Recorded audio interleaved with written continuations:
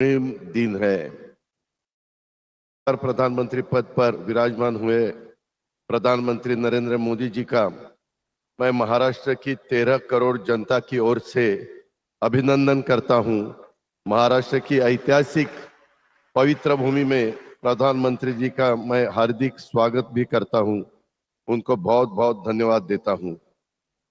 आज या प्रचंड संख्येने स्टेजवरचे सगळे मान्यवर वेळ कमी असल्यामुळे सगळ्यांची नावं घेत नाही, परंतु राज्याचे मुख्यमंत्री, उपमुख्यमंत्री, गव्हर्नर साहेब, केंद्रीय कृषी मंत्री, सर्व मंत्रीगण, माझ्या विशेषतः जळगाव जिल्ह्याच्या कानाकोपऱ्यातून आलेले माझ्या सगळ्या महिला भगिनी, उमेदच्या सगळ्या माझ्या बांधव भगिनी, माय माऊली आणि पत्रकार मित्रांनो, मी खरं तर आजपर्यंतच्या माझ्या राजकीय जीवनामध्ये एवढ्या प्रचंड संख्येने महिलांनी देशाच्या पंतप्रधानांचं स्वागत केलेलं महाराष्ट्रात पहिल्यांदाच बघतो। ज्या प्रचंड संख्येने माझ्या मायमाऊली आज इथं आल्या आहेत, लाखोच्या संख्येने आलेल्या आहेत।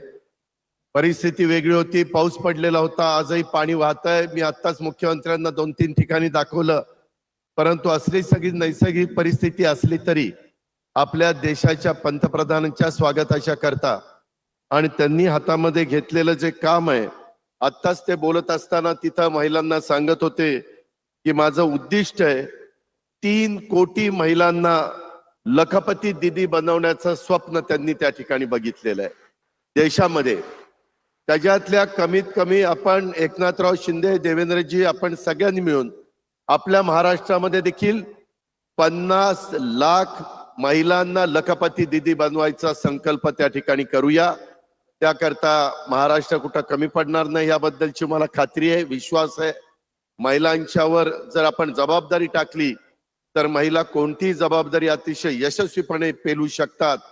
आजपर्यंतचा महाराष्ट्राचा इतिहास आहे, हे पण आपण सगळ्यांनी लक्षामध्ये घेतलं पाहिजे आणि त्याच भूमिकेतनं आपण सगळेजण जाऊया। हा सगळा जो कार्यक्रम आयोजित केलेला आहे त्या सगळ्या माझ्या लोकप्रतिनिधींचं, मी संयोजकांचं, अधिकाऱ्यांचं पण मनापासून कौतुक करतो की एवढा पाऊस असताना पण त्यांनी प्रचंड मेहनत घेऊन हा जो कार्यक्रम आयोजित केला आणि त्याच्यामध्ये विशेष माझ्या जळगाव जिल्ह्याच्या कानाकोपऱ्यातनं, प्रत्येक तालुक्यातनं आमची महिला पंतप्रधान महोदयांना भेटण्याकरता आली आणि सगळीकडनं एक प्रतिसाद देत होते। आजचा तुमचा उत्साह, आजचा तुमचा प्रतिसाद आणि तुम्ही जो सपोर्ट करत होता तो बघितल्यानंतर खरोखरच तुम्हाला सलाम केला पाहिजे।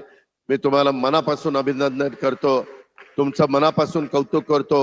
या महाराष्ट्राने नेहमीच महिलांना मान दिलाय, सन्मान दिलाय, सबल केलाय, सक्षम केलाय आणि आज पंतप्रधानांच्या गेले काही वर्ष चाललेल्या ह्या कार्यक्रमातनं देखील महिला सबल सक्षम होत आहेत।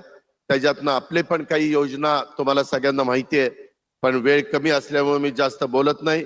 पुन्हा एकदा या कार्यक्रमाच्या निमित्तानं ज्या ज्या लखपती महिला झालेल्या आहेत, ज्या दीदी झालेल्या आहेत, त्यांचं कौतुक करतो, परंतु त्यांनी त्यांच्या पुरता आता लखपती राहायचं नाही।